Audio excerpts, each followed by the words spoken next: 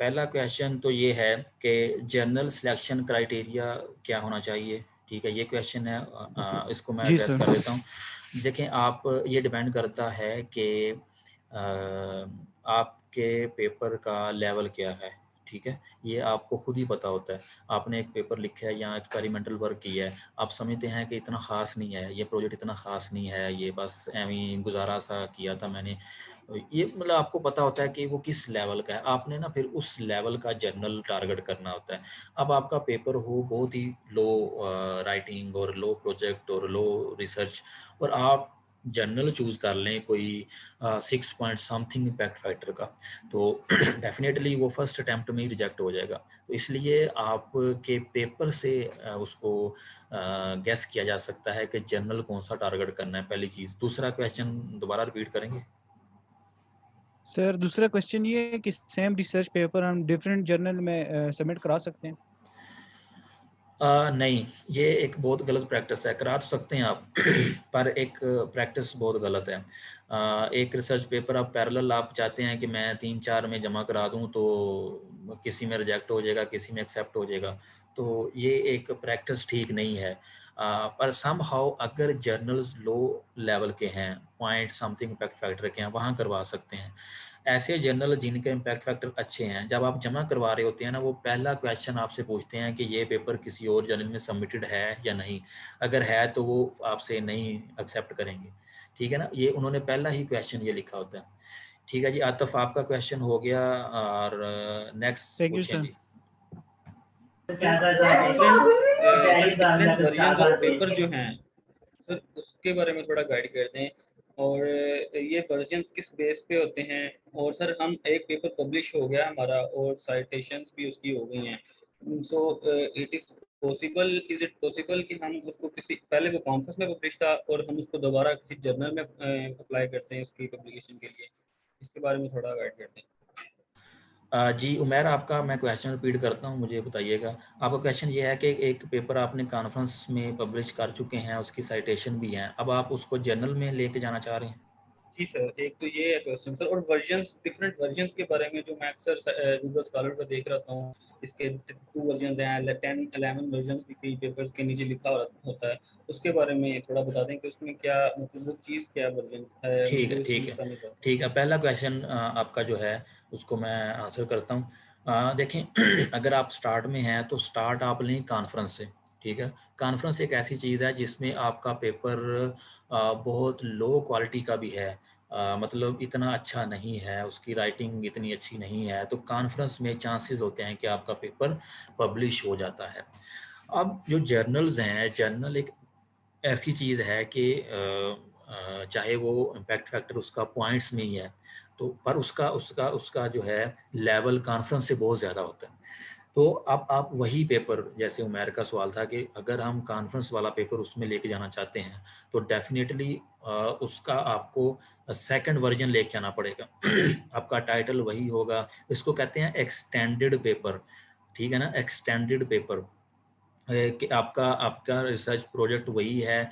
अब ये नहीं हो सकता कि आप सेम एज इट इज़ वही पेपर को उठा के वहाँ जमा करवा दें। जब आप जमा करवाएंगे उसमें 100% प्लेजरिज्म आ जाएगा, और प्लेजरिज्म का मैंने आपको बताया कि पूरी दुनिया में 20% लिमिट है कि 20% तक आप डाटा कॉपी कर सकते हैं कहीं और से, उससे ज़्यादा नहीं। तो लिहाजा अगर आप वही पेपर किसी जर्नल में लेके जाएंगे तो वो 100% प्लेजरिज्म आएगा और वो आपका रिजेक्ट हो जाएगा।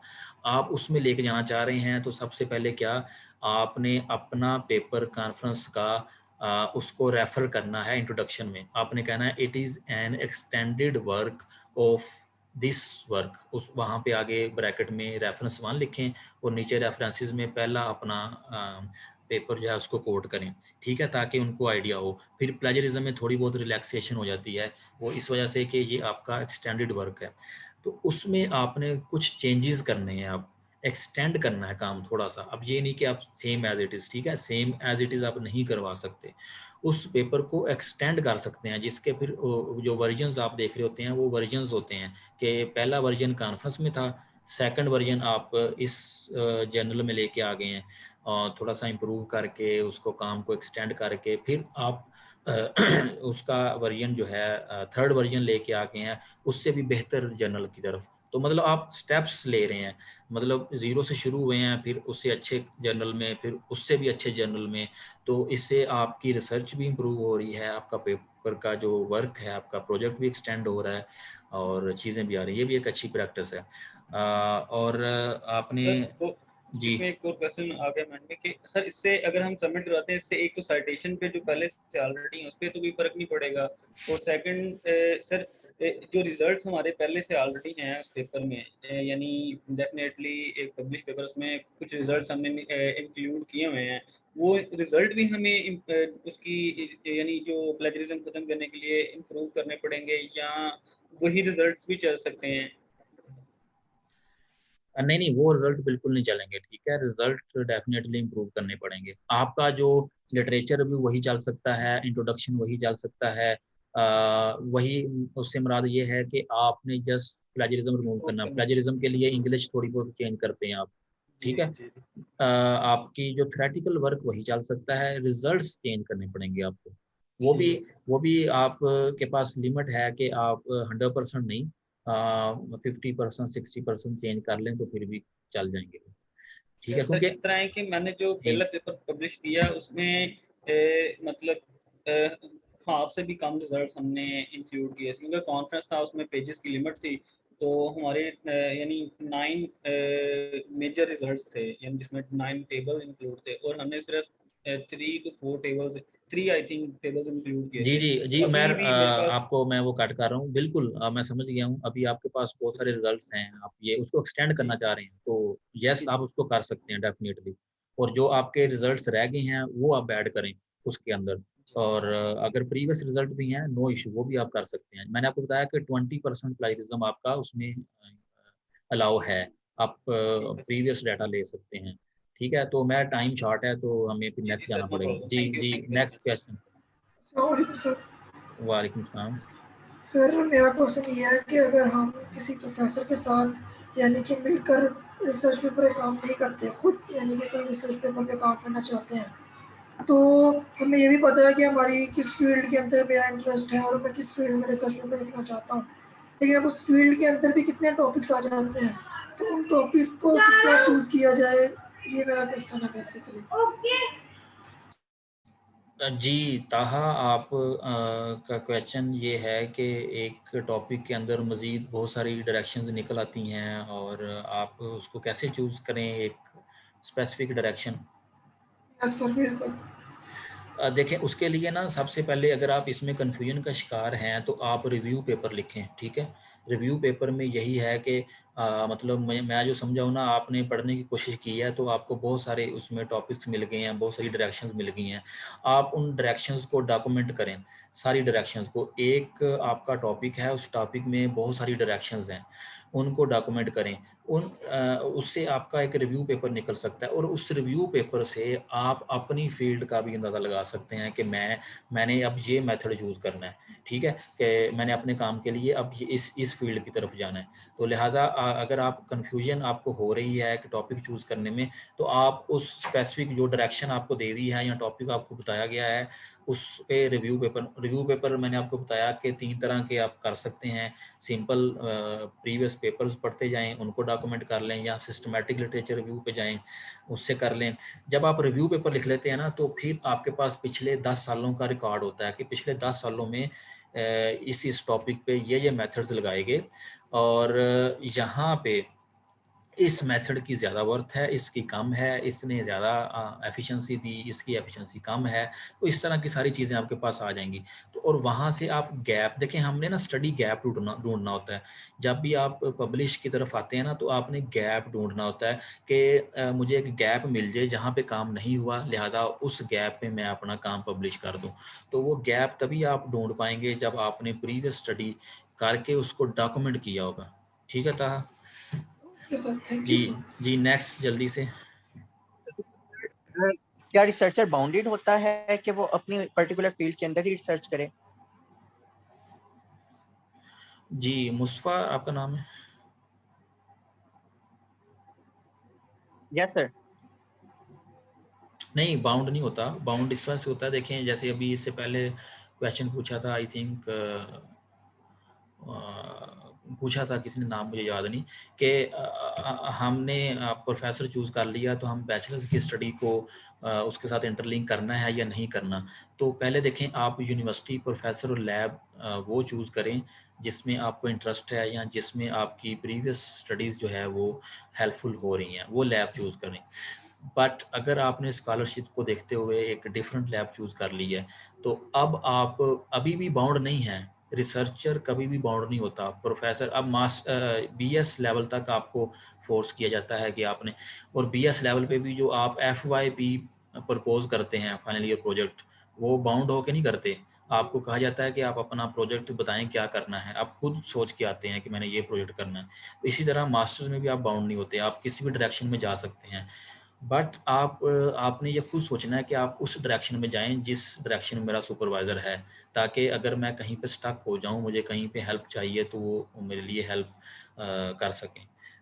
ये चीज़ें आपने कुछ नोट करनी है। जी नेक्स्ट। सर अगर हमने फॉर एग्जांपल कोई एक्सपेरिमेंट नहीं करना और हम जो कोई भी इंडस्ट्रियल प्रॉब्लम है उस पर 5-6 जो है बस 6-7 अगर उस पर सोल्यूशन अवेलेबल है, उन सब का हम जो है रिव्यू करके वो बेस्ट सोल्यूशन वगैरह लिख के इस तरह हम एक पब्लिश कर सकते हैं रिसर्च पेपर।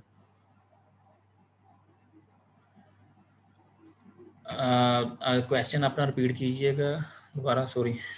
अदील नाम है आपका? जी सर। जी सर जी। मेरा क्वेश्चन ये है कि फॉर एग्जांपल अब हम स्टूडेंट्स हैं, हम बहुत ज़्यादा एक्सपेरिमेंट्स नहीं कर सकते, तो अगर हम्म। हम कोई भी इंडस्ट्रियल प्रॉब्लम निकालते हैं और उस पर जो है वो 7 to 8 सोल्यूशन अवेलेबल हैं, उस पे रिसर्च पेपर अवेलेबल है, वो सारे हम रीड आउट करके उनमें से जो सारे सोल्यूशन मेंशन करके best solution, most effective solution, prominent जो है उसको हम कहते हैं कि ये सबसे बेस्ट सोल्यूशन, उसके बाद ये, उसके बाद ये, तो इस तरह हम लिख सकते हैं रिसर्च पेपर। जी जी अदील, ये रिव्यू पेपर ही होगा आपका, ठीक है ना। आप अगर अपने प्रीवियस मेथड्स स्टडी कर रहे हैं और आप बता रहे हैं कि ये मेथड इससे बेस्ट है, तो ये आप एक रिव्यू करके दे रहे हैं, ठीक है ना। ये एक अच्छी स्टडी है। आप मतलब आपने पिछले 5 सालों की स्टडी की है, अब आप ये चाहते हैं कि नेक्स्ट कोई रिसर्चर आता है, कोई स्टूडेंट है, तो वो सिर्फ मेरा पेपर पढ़ ले, तो उससे वो अंदाज़ा लगा सकता है कि कौन सा मेथड ज़्यादा सूटेबल है। तो डेफिनेटली आप इसको कर सकते हैं, ये रिव्यू पेपर में आएगा काम, ठीक है। Thank you sir. Excuse me sir, I have one question sir. Sir ये जी जो सर अच्छे पब्लिशर जर्नलिज्म सर, जैसे एल्सेवियर हो गया या IEEE हो गया सर, इनकी कितनी फीस होती है फॉर चेकिंग और पब्लिशिंग पेपर सर? जी, इसमें ना कुछ जर्नल्स फ्री होते हैं, फ्री ऑफ कास्ट होते हैं, कुछ जर्नल्स की फ़ीस होती है IEEE के अंदर ही या एल्सेवियर के अंदर ही। तो ये डिपेंड करता है कि जर्नल कौन सा है। तो इनकी वेरी करती है, ऑलमोस्ट 1 लाख टू लेके आपकी चली जाएगी 3 लाख तक। तो अगर आप किसी यूनिवर्सिटी में हैं, ठीक है ना, आप मास्टर के स्टूडेंट हैं, तो आपने एफिलिएशन यूनिवर्सिटी की यूज़ की हुई है और आपके साथ आपका सुपरवाइज़र है, तो फिर वो जो फ़ीस है वो यूनिवर्सिटी पे कर देती है। आप वहाँ पे रिक्वेस्ट करते हैं कि ये मेरा पेपर है, इस जर्नल में एक्सेप्ट हो चुका है, अब इसकी मैंने फ़ीस पे करनी है, तो काइंडली रीइंबर्स कर दें या ये फ़ीस आप खुद से पे कर दें। तो वो यूनिवर्सिटी का, जब मैंने आपको पहले भी बताया था, ये जो है आपकी जो रिसर्च पब्लिकेशंस हैं, ये यूनिवर्सिटी की रैंकिंग में बहुत अहम किरदार अदा करती हैं। तो यूनिवर्सिटीज़ डेफिनेटली आपको सपोर्ट करती हैं इसमें अगर आप पब्लिकेशन करते हैं। जी नेक्स्ट क्वेश्चन है किसी का? Excuse me sir. जी सर क्या हम एक रिसर्च कर रहे हैं, किसी का आइडिया ले सकते हैं? अगर किसी पास पेपर में उसने जो आइडिया यूज़ किया हो, हम उसके technique use, other technique use कर लें उस पर? जी बिल्कुल राफिद, आपका क्वेश्चन ये है कि आप किसी का आइडिया लेके अपना काम कर सकते हैं। डेफिनेटली आप कर सकते हैं। आपने एक रिसर्च पेपर पढ़ा है, उसमें उसने लिखा हुआ है कि इस तरह ये मेथड यूज़ करें, ये सिमुलेशन करें, ये टेक्निक लगाएं, तो ये रिजल्ट्स आएंगे। आप उस काम को लें, जैसे जैसे उसने लिखा हुआ है वैसे करके देखें और रिजल्ट्स देखें आप कैसे आते हैं। अगर तो रिजल्ट्स ख़राब आते हैं तो फिर आप वो भी मेंशन कर सकते हैं कि रिजल्ट्स इस टेक्निक से इतने अच्छे नहीं आ रहे। तो अगर रिजल्ट्स उससे इम्प्रूव हो जाते हैं तो आप उसको उसमें आप देख सकते हैं कि क्या चीज़ चेंज की जाए जिससे रिजल्ट्स इम्प्रूव हुए हैं, या ऐसी क्या चीज़ अगर रिजल्ट से ख़राब आए हैं तो अब मैं इसमें क्या चेंजेस करूं। इसको कहते हैं कि आपने किसी का काम एक्सटेंड किया है, ठीक है ना, किसी का काम लेके एक्सटेंड किया है। ये वही बात है जो अभी पहले क्वेश्चन उन्होंने पूछा था कि मेरा एक कॉन्फ्रेंस पेपर पब्लिश हो चुका है तो उससे अब मैंने जर्नल पेपर लेके जाना है। तो आपका क्वेश्चन ये है कि अगर किसी का रिसर्च पेपर पब्लिश है उसको मैंने काम करना है आगे, तो ये वही चीज़ आ जाएगी। नो अब सर, जी नो सर, सर काम उसने भी किया, लेकिन मैं अगर उसके टेक्निक चेंज कर लूँ, टेक्निक्स दूसरे टेक्निक से यूज कर लूँ बिल्कुल, फिर और फिर टेक्निक फिर मेथड तो यूज कर फिर तो मैं यही कह रहा हूँ ना, अगर आपने नहीं, आप टेक्निक टेक्निक ही चेंज कर रहे हैं, फिर उसका काम कैसे हुआ? लूँ, मतलब सर एक काम एक मतलब पुराने एल्गोरिथम से हुआ है सर, अगर हम उसको मशीन लर्निंग से कर लें तो इस तरह, ये और ये उसको फिर हम जी जी राफिल, इस चीज़ को समझने की कोशिश करें, ये डिफरेंट काम है, ये आप ये नहीं कह सकते कि अब उसका उसका काम है। आप देखें, आपने मशीन लर्निंग से किया है, उसने किसी और टेक्निक से किया है, कोई और आप दुनिया में रिसर्चर होगा, उसने कोई और टेक्निक से किया है। तो टेक्निक जो है वो आप ले सकते हैं डिफरेंट, उससे पिछला जो काम, अब देखें उसने भी जो काम किया होगा, उसने इंट्रोडक्शन लिटरेचर रिव्यू तक उसने कहा होगा कि ये टेक्निक्स हैं, पर मैं ये टेक्निक यूज़ कर रहा हूँ। आपने जब पेपर लिखना है, आपने भी रिसर्च और लिटरेचर भी में लिखना है इस काम को करने के ये टेक्निक्स हैं, मैं मशीन लर्निंग ले रहा हूँ, ठीक है जी। तो ये डिफरेंट चीज़ आ जाएगी, ये आप इसमें कर सकते हैं, मतलब आपका जो सवाल था कि कर सकते हैं कि नहीं, इसको आप कर सकते हैं, और ये एक डिफरेंट चीज़ होगी आपकी, इसमें कोई इशू नहीं होगा। सर सर हम उसकी कंपैरिजन करेंगे तो इसके इम्पैक्ट हम पे किस तरह पड़ेंगे उस पेपर पे, जनरल में या कहीं और?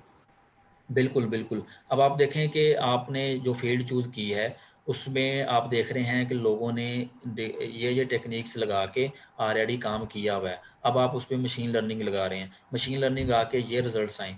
फाइनली रिज़ल्ट के एंड पे आपने अब कंपैरिज़न करना है। उस कंपैरिज़न का ये फ़ायदा होता है कि आपका जो रिसर्च पेपर का जो इम्पैक्ट है, वो स्ट्रॉन्ग हो जाता है।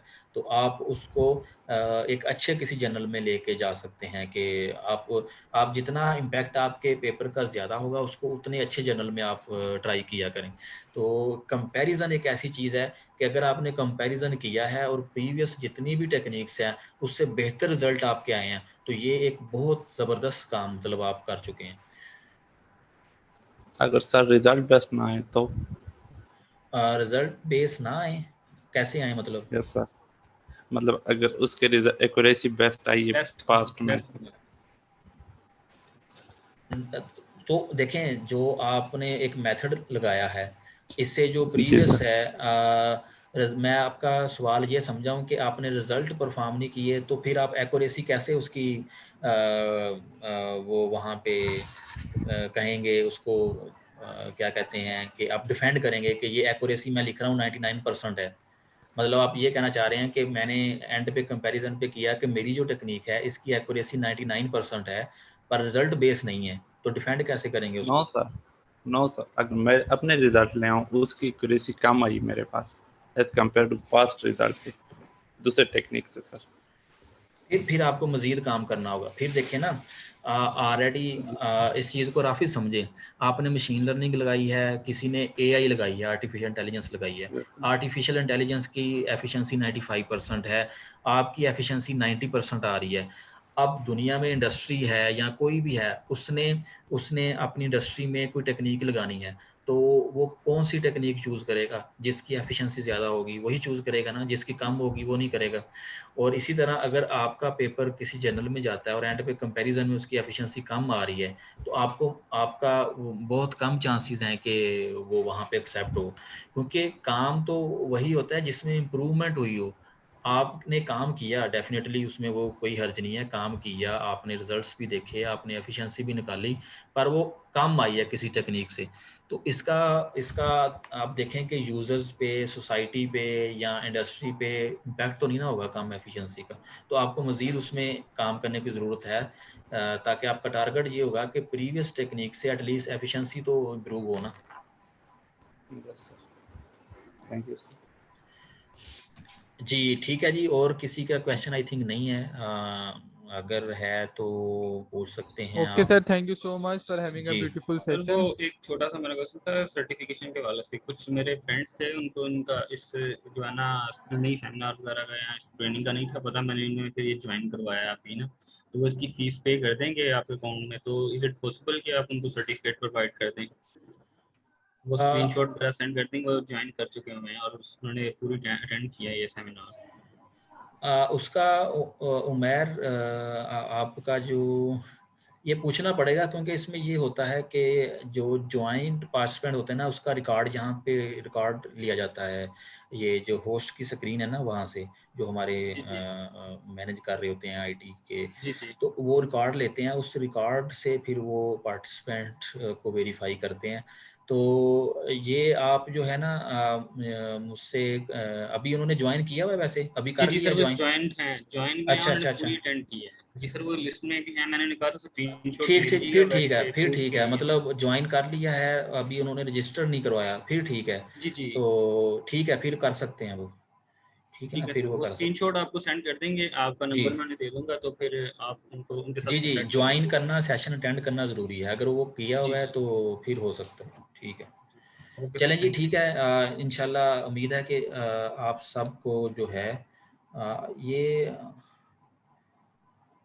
सॉरी मैं आपके ना टेक्स्ट नहीं पढ़ सका, टेक्स्ट में भी काफ़ी क्वेश्चंस आए हुए हैं, तो उसको जो है ना अब आई थिंक इतना टाइम नहीं है, आप लोगों ने भी कई और काम करने होंगे, तो उनके लिए सॉरी। बाकी आई होप कि ये सेशन आपके लिए अच्छा हुआ होगा, और इसी तरह हमारे ये यूईटी फैसलाबाद का स्पेशल पर्पस यही है कि ईयरली बेसिस पे हमारे सेशंस होते हैं इस तरह के। तो अभी ये थर्ड हो चुका है इस ईयर में, और फर्दर जो आएगा ना, अभी जितने भी पार्टिसिपेंट रजिस्टर हुए हैं आपको ईमेल मिल जाएगी, जितने भी हमारे पास रजिस्टर होते हैं नेक्स्ट सेशन की ईमेल हम उनको ज़रूर करते होते हैं। तो ये फिर आप पे होता है, इट्स अप टू यू, आप उसमें रजिस्टर करना चाहते हैं, अगर वो आपके इंटरेस्टिंग आपकी फील्ड का है आप उसको कर सकते हैं, अगर नहीं है तो कोई ऐसा मसला नहीं है। तो इस साल के एंड पे मैं आपको बता रहा हूँ कि लेटेक्स पे एक वर्कशॉप होगी, तो उसको डेफिनेटली आपने अटेंड ज़रूर करना है, क्योंकि वो अब फ्यूचर है, रिसर्च पब्लिकेशन में वो फ्यूचर है कि आप काम कर रहे हैं और लिखना एक बहुत बड़ा मसला होता है। तो उस पे जैसा आपने अपना डाटा देना है, उसने आपको एक फॉर्मेटेड पीडीएफ फाइल जो है ना आपको वो दे देनी है। तो उसको आपने वो हमारे डॉक्टर आसिफ इशफाक साहब हैं वो करवाएंगे, उस पर फिज़िकल लैब कंप्यूटर लैब में होगी, अगर तो यूनिवर्सिटीज़ ओपन हो गई। तो इंशाल्लाह फिर मुझे इजाज़त दें और अपना ख्याल रखें। अल्लाह हाफिज़। Thank you.